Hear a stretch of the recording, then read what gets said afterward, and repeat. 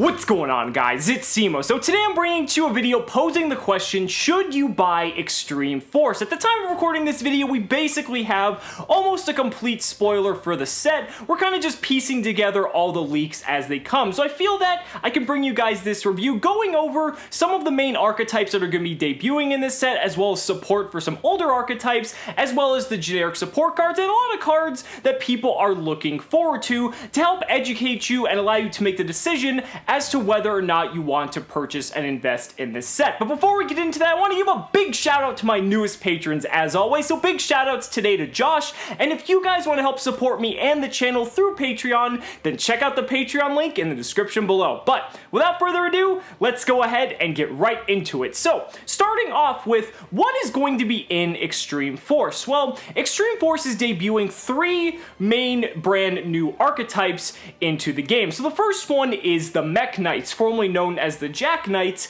in the OCG. Now the Mech Knights are kind of interesting because they're a column-based archetype, very similar to something like Magical Musketeers, but they function in a very different way. Basically, most of them have the effect that if there's 2 or more cards in a given column, you can special summon the monsters to that column that have 2 or more cards. And then basically, they have a ton of effects ranging from searching to destruction to being able to move and modulate the different columns that they're played in to help generate advantage and get off with their effects. So it's rather interesting, and this deck actually saw some moderate success in the OCG, at least on a local level, so it's something you might want to consider. I think the archetype is a little bit restricted in the fact that, you kind of have to special summon these guys to the columns, so I feel like they can be rather played around in very simplified game states, but it's kind of cool to see that they actually had some relative success in Japan, and it's something you might want to keep an eye on for future support in later sets.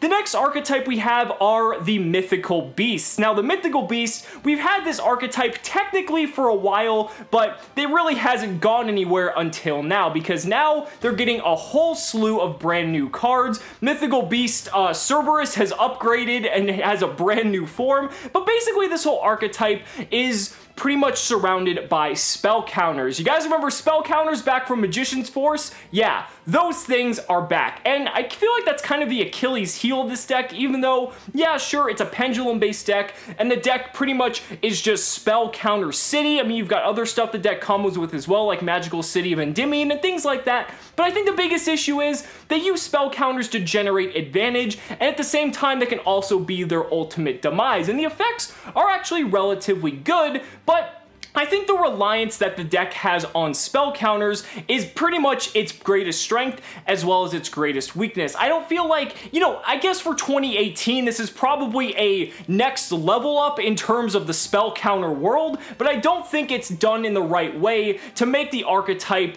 relative, at least from a competitive standpoint, it's not really what's going to work. But from a casual perspective, if you like the archetype, I mean, the artwork on some of these cards is completely badass, but from a casual standpoint, this might be something you might want to look into, and who knows, maybe in the future, we might get some other broken support. Now, the last archetype that debuts in this set are the Tindangles, and I can't say that name without laughing because it sounds absolutely hilarious, but the Tindangles are a flip-based archetype, very similar to something like Shaddolls or maybe Subterrors. Difference being, these aren't Shaddolls or Subterrors, but a lot of the cards in the Tindangle archetype, I feel personally, are rather lackluster in comparison, so I wouldn't get too excited about this archetype, at least for the time being. A lot of the cards are actually very low rarity. I think the highest rarity anything is maybe a super rare in the set, at least at the current moment for what we know is currently available. So keep in mind that if this is something maybe you're playing on a budget, or maybe again in the future, if this archetype might get some brand new support, maybe just pick up a core, have it on hand, and who knows, I mean, we never thought Shaddolls or Subterrors would be competitively viable, so this archetype maybe one day, but I wouldn't get your hopes up.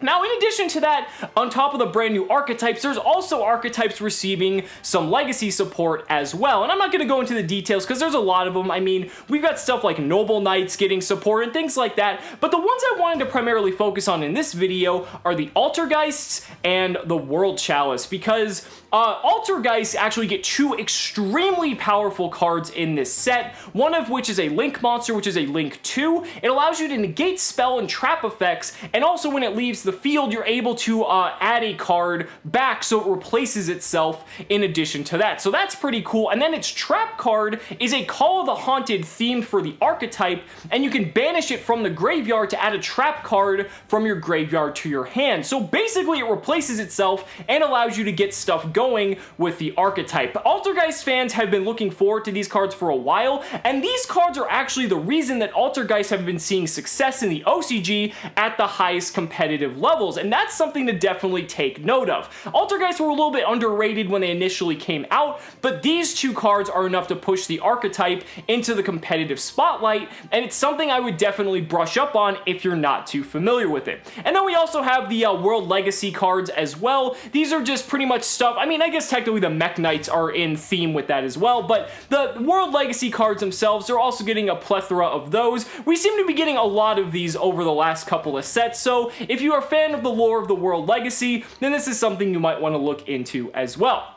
Now moving on to some of the more exclusive cards, like the TCG exclusives of FAs as well as Vendreads. We got the Vendread cards released, and frankly, I think this is the set where we can pretty much surmise that FAs are going to be better than Vendreads, because I feel the fact that you cannot banish the Vendread monsters from the graveyard in order to summon stuff like the ritual monsters to gain the effects of the monsters means that it's just too slow, because you have to waste time getting these monsters on the field just to tribute them off for a ritual summon. Now again, maybe Konami didn't want to make the next generation of Necros, but at the same time, I feel like that's really holding the deck back. And we see the brand new support cards for the archetype, and I really don't see it. Now the artwork is absolutely badass, and if you're a fan of Vendread, you're absolutely gonna love these, but just do keep that in mind that I don't think it's going to make the deck any more competitive than it currently is. And then we have the FAs, which are still debatable, but at the current moment, they're receiving some pretty amazing support. I mean, we have Auto Navigator, which is just an absolutely insane card. We've got some other cards revealed as well, so even though FAs were kind of a little bit of a laughingstock when they first initially debuted, they're actually starting to look like the better of the two TCG exclusive archetypes. So even though they're commons and rares, do keep in mind that these might be something that are on the up and up. Now lastly, I wanted to go into some of the more generic cards that I feel are something you definitely should keep your eye on looking forward to this set, and then I'm going to discuss whether or not you should pretty much purchase or invest in this set. So, the cards I wanted to discuss, there's a couple new hand traps we're going to be receiving. Now, we're not talking anything on the level of the Ghost Sisters or anything like that, but something worth mentioning. I believe the card's name is Data Trans Avatar Watt Kinesis. It is a very long name, but basically, it's got some nice stats. It's a level 4 1800 light, and basically you can discard it, make an opponent's monster move from a monster zone to an empty unoccupied monster zone. So that's pretty interesting because that allows you to disrupt a lot of your opponent's plays, especially involving link monsters that require you to like special summon cards to link arrows and things like that. So that's a nice little interesting side deck card you might want to pick a couple of copies of. Now, there's also the new C card, Contracting C or Contacting C. I forget which one it is, but basically it's a brand new card that essentially makes it that your opponent has to link summon, but using the Contacting C before using any other monsters in that respect. Now this is interesting because you could use this theoretically against like Burning Abyss to just blow up all their monsters because it's a non-Burning Abyss name, but forcing them to link summon with something like this card can be very awkward for them, and you can also use it to disrupt them very similarly to the first hand trap by placing it on their field in a way so that it would disrupt their ability to special summon monsters off of link monsters, things like that. It kind of just helps disrupt the flow of their zoning. So that's something to keep in mind. It's seeing a lot of side deck play in the OCG, and something you definitely want to keep an eye on.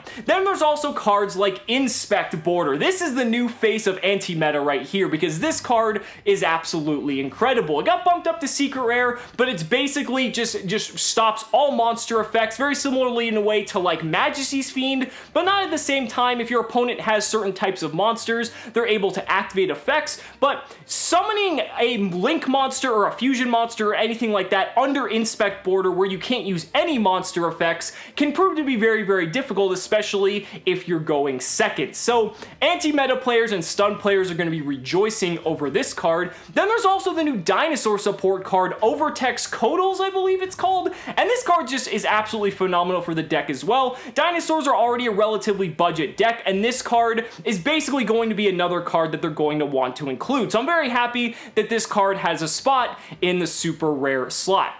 Now next up we have cards like Underclock Taker, which is a generic Link 2 monster that actually points down, and that's pretty cool because we haven't had that before, and it also has a very decent effect. I'm actually very impressed that this card is not anything higher than a common rarity, and I would definitely pick this card up at Sneak Peek or if wherever you're getting it, definitely hang on to this card for your extra monster pool. Then we also have cards like Doolittle Chimera, which is basically the fire version of Mrs. Radiant, so some decks will benefit from that. We have Saryuja, which is formerly known as Skulldeat in Japan. I think this is probably one of the most hyped cards in the set because it allows you to not only special summon a monster, boost your monster's attacks, but also allows you to draw 4 cards and put 3 back onto the bottom of your deck, meaning you get to sculpt your hand and basically search and dig for other cards, and that's absolutely fantastic. Then we also have a couple spells and traps that are generic. Downbeat, which is basically the complete opposite of Transmodify,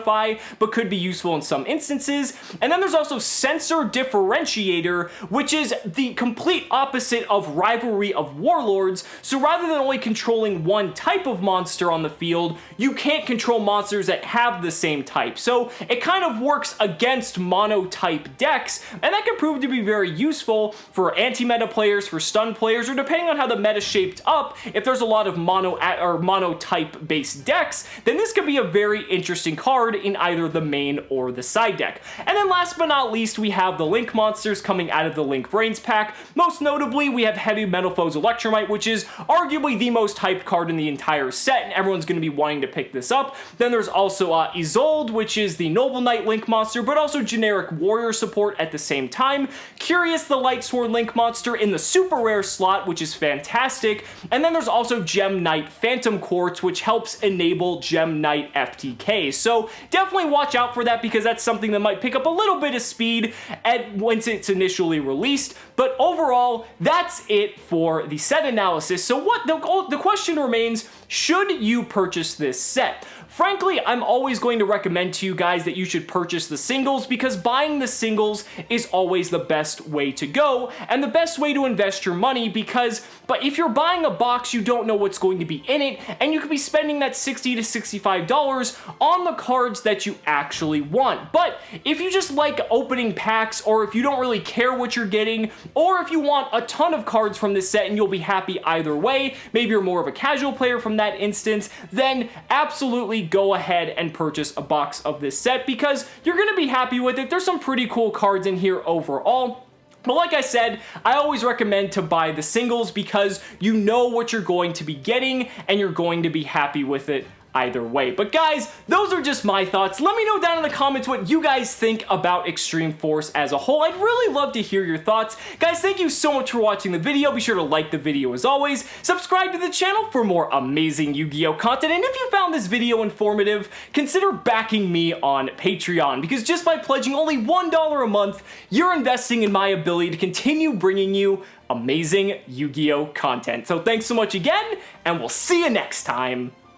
2, 3.